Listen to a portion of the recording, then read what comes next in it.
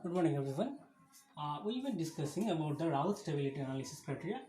So here, this is another example we're considering, but this is a fourth order example. This is again a fourth order uh, system. Fourth order system is given. So if the system is fourth order, first of all, you have to find out there are four roots or four poles. Now we will construct the Routh array. So construction of the Routh array now clear to us. So we will construct with this is first of all s to the power 4, then s cube, s squared, s to the power 1, s to the power 0. This will be the formation of the array like this. First of all, s to the power 4 coefficient of these 3, and one after that this is 5, and next 2. Okay. Uh, this array also will be, this row will be found with the help of coefficient of s to the power cube 10, next this 5 and 0. Next step was to find out the next row elements with the help of the previous two elements. I repeat, this is your first actions, that is 10 minus into 5 minus 3 into 5 by the first element 10, and similarly 10 minus 2, sorry, 10 into 2 minus 3 into 0 by 10. This is your second element, and third element will be 0. So you get this is equal to 210. We say 50 minus 1535 3 point, and this is your 3.5. This is 3.5 20. This is 2, and this is 0. So you get s to the power 2 elements, next s to the power 1 and s to the power 0. So s to the power 1 means 3.5 into 5 minus, you see, 10 into 2 by 3.5. 3.5 into 0 minus 10 into 0 by 3.50 and 0.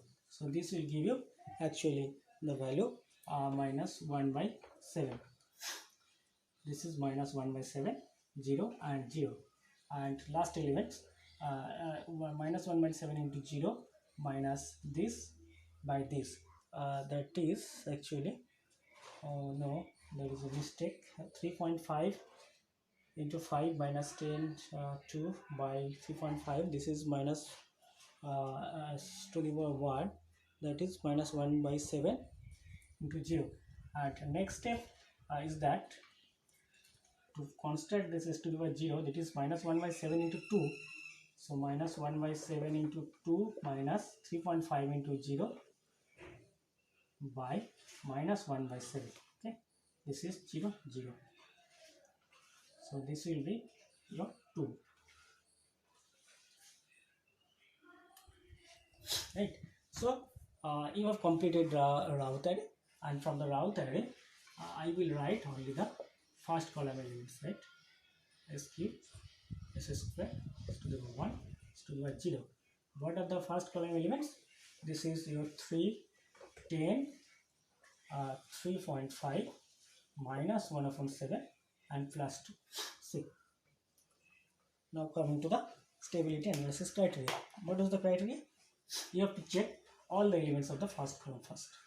All the elements you check and you see this is negative.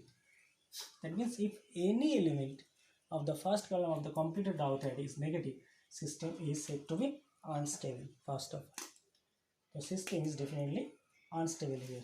But the conclusion we draw, the system is unstable.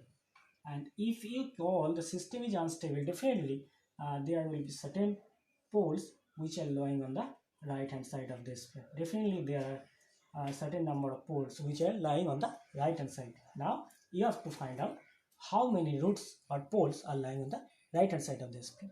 That also given in the criteria of the Routh Hurwitz stability criteria. What is that? That is, once the system is unstable, that means if there is any negative elements in the first column of the Routh array, definitely there will be system unstable, and certain number of poles which are lying on the right hand side of the S-plane. So number of poles lying on the right hand side of the S-plane can be found out by seeing the changes in the sign, changes in the sign.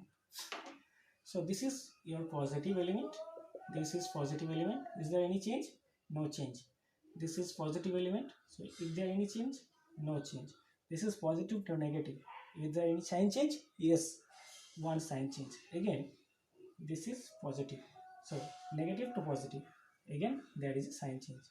So how many sign changes there are in the first column?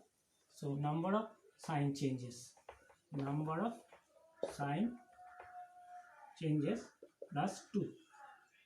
That means there are 2 sign changes in the first column of the completed Routh array. So the number of sign changes equal to number of right hand side pole. So actually in this system, how many poles are there? 4 poles.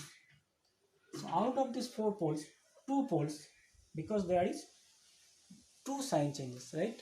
If there are 2 sign changes, definitely the 2 number of poles are lying on the right hand side of the S-plane. So you see, I can see this is your S-plane and 2 poles on this right hand side of the S-plane and rest of the 2 poles on the left hand side of the S-plane. That is the conclusion. That means out of the total 4 poles, 2 poles are lying on the right hand side of the S-plane, right? So rest of the 2 poles, because there are total 4 poles, so 2 poles are lying on the right hand side of the S-plane. So rest of the 2 poles are lying on the definitely the left hand side of S-plane, right? So this can be the conclusion. That means what is there ultimately, you see from the Routh stability criteria. What is the criteria again? I repeat, you have to compare the Routh array first with the coefficients of the given polynomial first. Once the Routh array is completed, next is to find out is there is any negative sign of the elements of the first column of the Routh array. Okay, if there is no negative element in the first column of the Routh array, fine, this is absolutely stable. Absolutely stable means there are definitely as many as the number of poles exist, they are all on the left hand side of the S-plane. Now coming to this kind of conditions where there may be 1 or negative, 2 negative or 3 negative elements in the first column. Now you have to check the changes of sign with respect to the previous element, right? This is positive, positive. So positive to positive, there is no changing in sign. So positive to positive, again there is no change in sign. This is positive to negative, that means there is a change of sign with respect to the previous, and here also this is positive. So again negative to positive means there is another sign change. So what are the total number of sign changes you get? 2 sign changes, and number of sign changes equal to the total number of poles exist at the right hand side of the S-plane. So if there are say 4 elements, 4 poles, 2 poles are lying on the right hand side of the S-plane, so definitely 2 poles are not lying on the right hand side of the S-plane. So maybe they are lying on the left hand side of the S-plane. So that is the conditions for Routh Hurwitz criteria. And for higher order system where you cannot find out the poles locations in the S-plane, so this is the procedure to find out the stability of the system. Now this system is some 2 special cases, because in all cases directly this cannot be possible to find out the Routh array for all the system. There are 2 special cases too, and we will discuss now about the 2 special cases. First case is I will discuss where the system is like one system I will take and consider how it actually behaves and what is the problem associated with the concerned system. So we have considered the example of a fifth order polynomial, that means fifth order system, which is having total number of pole 5, right? And we have constructed the Routh array like this. The same procedure we have already described. So only one modification we have done here. You can do it like this is 1, 24, 63, 1, 4, 3, and this we get minus 20, minus 60 and 0. See, minus 20, minus 60 and 0, this is the row.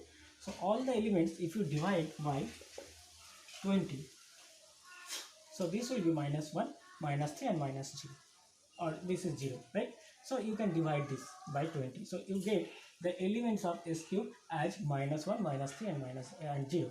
And by using this 24 into minus 1 minus 1 into minus 3 divided by minus 1, you get 21, right? So similarly, you get 63 and you get 0. And 21, 63, 0, if you divide this by 21, you can get 1, 3 and 0. So these are the simplifications, and you can make everywhere where this can be possible, right? This is one way. So you get this is minus 1, minus 3, 0, this is 1, 3 and 0. And if this so happens, so what is this? 1 into minus 3 minus 1 into 3, that means this is 0 divided by 1, if you get this is 0, and similarly this is again 0, and you see the row. It so happens that all the elements of this row are 0. So this is special case. This may happen to any polynomial given to you. For any system design, this may happen that all the elements of a particular row 0, all the elements. This may happen, so S to the power 2 column, S to the power 3 column, and anywhere. So once all the elements of a particular row are 0, so you cannot make the next row, right? Is it possible? Because you see this into 3 minus this into 0 by 0. What happens? Something divided by, say this is 1 into 0. Sorry, you get 0 into 3 minus 1 into 0 by 0. What is this? Infinite. So this is not possible to construct. So this is a problem. When this kind of situation exists, then definitely there is some rule how you can solve this problem. Once any particular row is having all the elements 0, that is the difficulty conditions. In that case, what you have to do, you have to consider the previous row. You have to consider the previous row. So consider the previous row elements. What is the previous row? This is your previous row. What are the elements given? 1, 3 and 0, right? This is the previous row, and in that case you have to consider the previous row elements. What are the previous row elements? You see 1, 3 and 0, and element containing s square. See how this row is formed. 1 into s to the power 5 plus 4 into s to the power cube plus 3 into s, right? This is the possible combinations. So you can have these equations is known as auxiliary equations. What you have to do? You have to form the auxiliary equations with the help of previous row elements. So previous row elements are 1, 3, 0. So how will it look like? Auxiliary equation will be equal to 1 into s square plus 3 into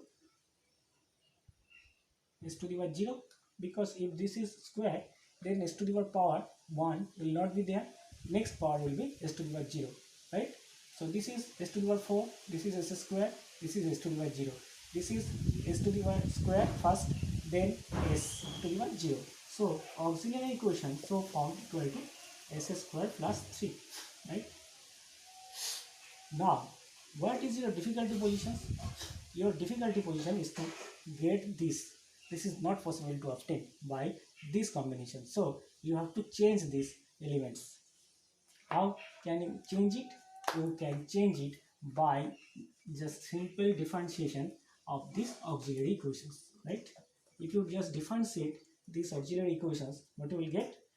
dds of auxiliary equations will give you dds of s square plus 3, right?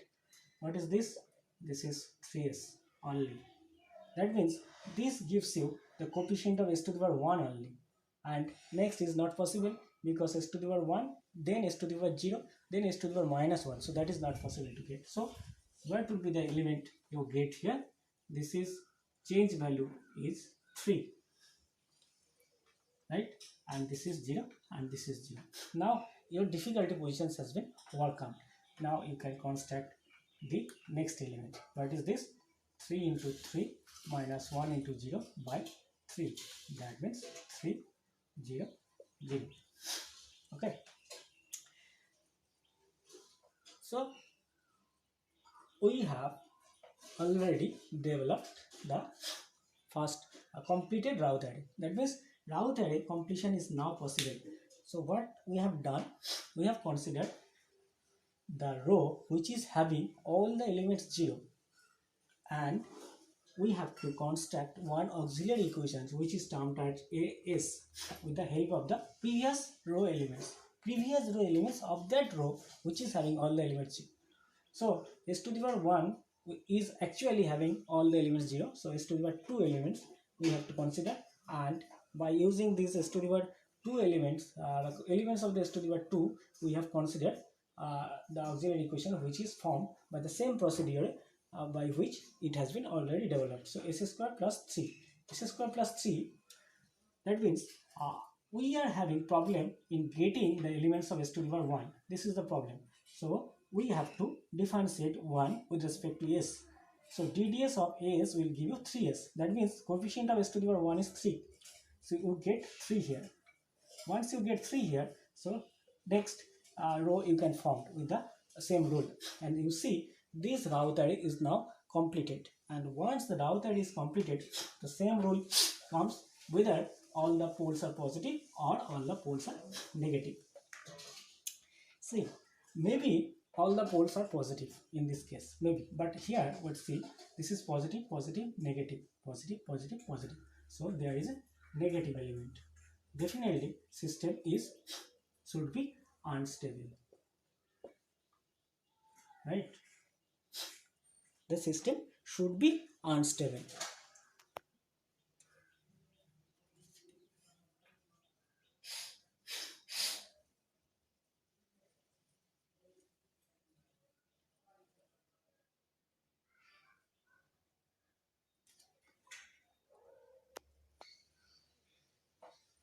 So we get again, I am lifting this down because this is very much important to repeat this part. Actually there is one negative sign, that means system is unstable.